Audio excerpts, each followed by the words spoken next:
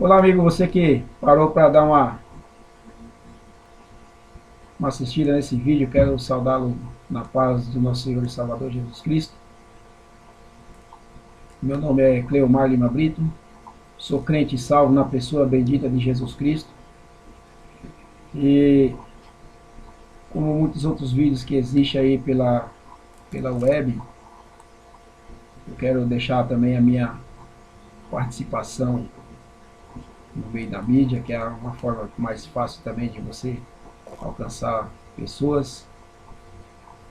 Gostaria de deixar aqui uma breve palavra a respeito do neopentecostalismo, essa coisa que vem surgindo desde a década de 80 para cá, quando as pessoas estão pregando mais o evangelho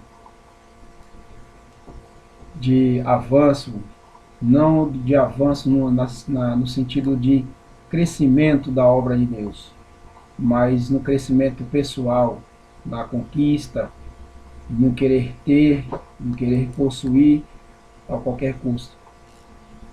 Nós sabemos que esse evangelho ele não tem nada a ver com a Bíblia, porque Jesus Cristo ele nunca nos pregou dentro da sua palavra. Quem já leu a Bíblia aí, de Gênesis a Apocalipse, eu já li, e não vejo registrado nenhuma das palavras de Jesus, ele prometendo vida abundante nessa terra. 100% não.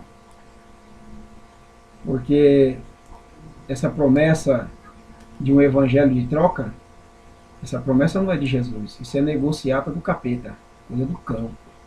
Porque o cão, quando Jesus sai depois de um jejum de 40 dias, ele é conduzido pelo Espírito Santo ao deserto para ser tentado. E quem é que foi e fez propostas para Jesus?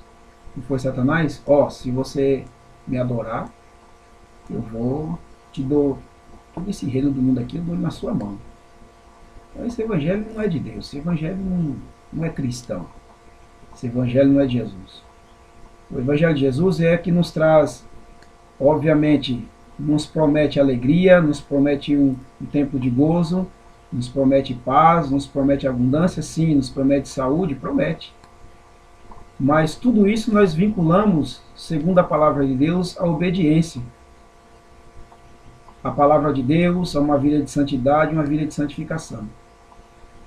E o que nós estamos vivenciando é o seguinte: esse neopentecostalismo, esse novo Pentecoste, exclui uma vida de sofrimento, exclui uma vida de angústia e coloca o homem na situação de que ele pode questionar a Deus, exigir de Deus algumas coisas, sendo que tudo que nós abrimos na palavra de Deus, desde lá de Deuteronômio 28, quando Deus na verdade está falando com o povo, que são as bênçãos do Monte Gerizim, ele coloca todas aquelas bênçãos vinculado à obediência. Não obedecendo, a recíproca é o contrário. Vai todas aquelas bênçãos se tornar maldição.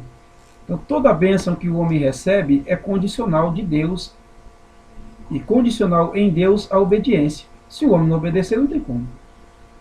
E esse evangelho de imediatismo, em que as pessoas têm que a qualquer custo conquistar, como se fosse aquela busca frenética pelo ter, pelo possuir, isso acaba sufocando muitos crentes e muitos estão hoje, vamos dizer assim, decepcionados com a graça, não se quer nem ouvir falar de Jesus Cristo por causa desse evangelho que não acontece.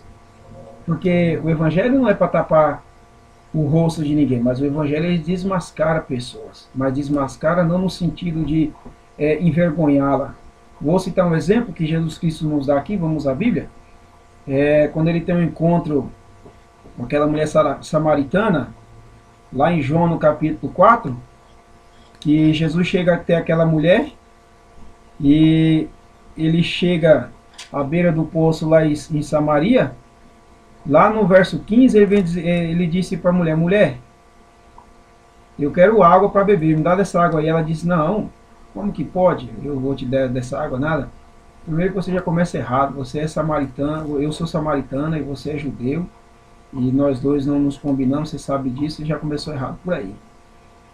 E Jesus falou, mulher, se você soubesse quem está te pedindo água, ele lhe daria água que vai fazer você saltar da vida para ter uma vida eterna com Deus. E aquela mulher, quando ela olha para Jesus, ela deseja essa água, e quando ela deseja essa água, ele fala, Senhor, me dá dessa água, lá no verso 15. Aí Jesus manda com que ela vá chamar o seu marido. Aí ela disse, mas eu não tenho marido. Aí Jesus disse, mas disseste bem, porque você não tem marido, você já teve 5, e o que você tem agora não é seu. Então o que o Evangelho faz? O Evangelho faz isso. Ele traz o pecado, mostra o pecado do ser humano e mostra também a solução, que é Jesus Cristo. E naquele exato momento aquela mulher tinha uma opção. Ou ela olhava para trás e deixava Jesus falando sozinho, ou ela se convertia. Foi o que ela fez, ela se converteu.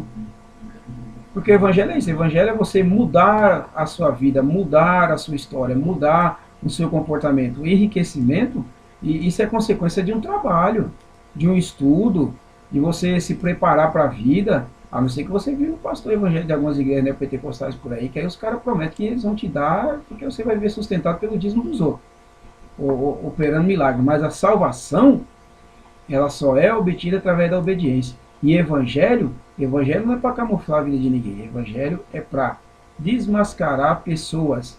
Não desmascarar no sentido de envergonhá-las, mas de trazer o seu pecado e lhe apresentar a solução. Porque o evangelho é boas novas. E aquela mulher estava recebendo a palavra de Jesus e era boas novas. Quantas e quantas vezes, dá para nós imaginarmos quantas vezes a mulher foi até o poço e quantas pessoas falou de Jesus para ela? Mas o dia que ela teve um encontro com Jesus foi fácil. Jesus falou, você está cheio de pecado, mas eu estou aqui lhe apresentando o perdão. Isso é evangelho. Evangelho não mata ninguém. Evangelho traz vida. Ele muda a vida. A mesma coisa com João Batista. O que João Batista faz? Por que João Batista é perseguido? Porque ele falava contra o pecado. Do pecado religioso de Israel, que estava corrompido. Do pecado do próprio Herodes, que era o líder de Israel, que vivia uma vida de adultério com a mulher do próprio irmão. E ele, ao denunciar isso aí, preferiu perder a cabeça dele, perder o pescoço, do que omitir a verdade do Evangelho. E ainda diz assim, arrependei-vos e convertei-vos para que sejam apagados os vossos pecados e chegue assim o tempo do refrigério. É João Batista que está gritando essas palavras para o povo vir ao arrependimento. Ele foi parar na prisão, mas não se calou.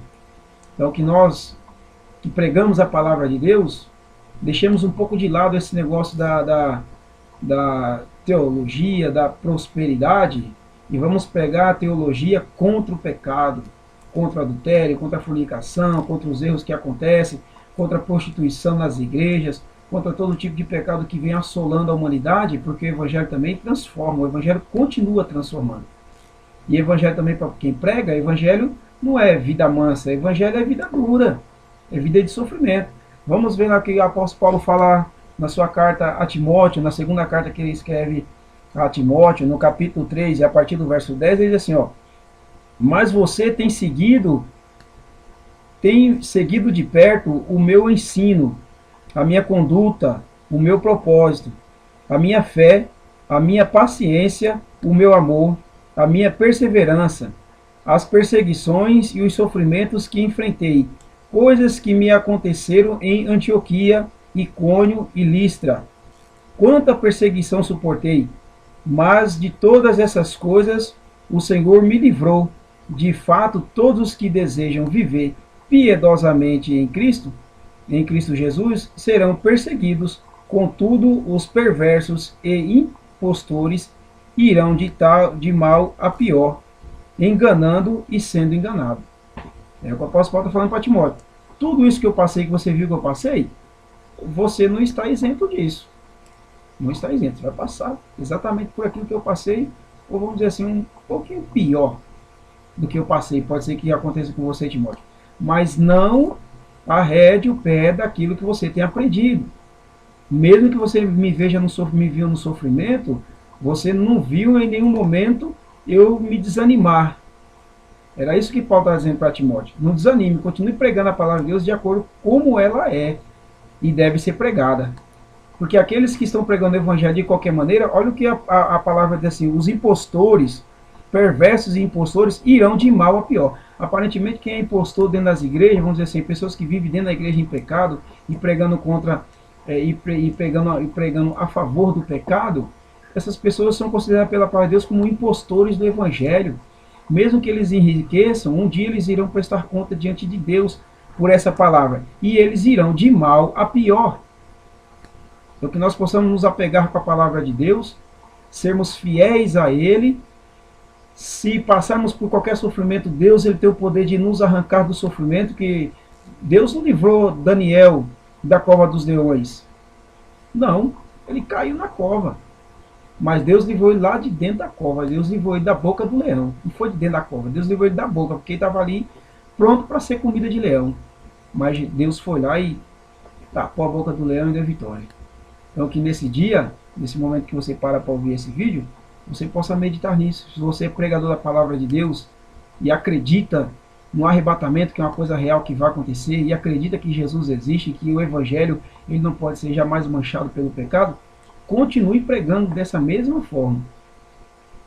Porque esses impostores que estão pregando um evangelho de facilidade, que estão fazendo as pessoas enxergar a igreja como uma bolsa de valores. Você vem para a igreja hoje, se você der 100 reais, quando você sair da porta para fora, Deus já vai lá e deposita 1.000 reais na sua conta, porque ele tem que fazer isso, ele é obrigado a fazer isso. Nós vivemos um evangelho de determinismo, um evangelho de que tudo tem que acontecer, é o fast food. Tudo tem que acontecer na hora que nós queremos, não é a hora que Deus quer. Então que nós possamos viver esse evangelho da verdade, o evangelho que purifica, que santifica, o evangelho que não dá a mão para o pecado, o evangelho que não encobre pecado, mas um evangelho que traz o pecado e apresenta a solução para o pecado, que chama-se Jesus Cristo, nosso Senhor. Portanto, não vamos dar ouvido a essas doutrinas malignas que vêm por aí, de talismã da sorte, marreta da vitória, sabão em pó ungido, tudo essas parafernálias tudo aí. Isso aí só serve mesmo para enganar as pessoas. Isso é merchandising, isso é propaganda enganosa, é merchandising enganoso. E Jesus está vendo tudo isso. E esses impostores um dia irão prestar conta, porque a Bíblia diz que eles vão de mal a pior. Que Deus em Cristo vos abençoe em nome do Senhor Jesus Cristo. Dentro mais breve estaremos postando mais alguns vídeos e o nome do Senhor Jesus Cristo será glorificado. Que Deus abençoe e todos fiquem na paz do Senhor Jesus. Amém.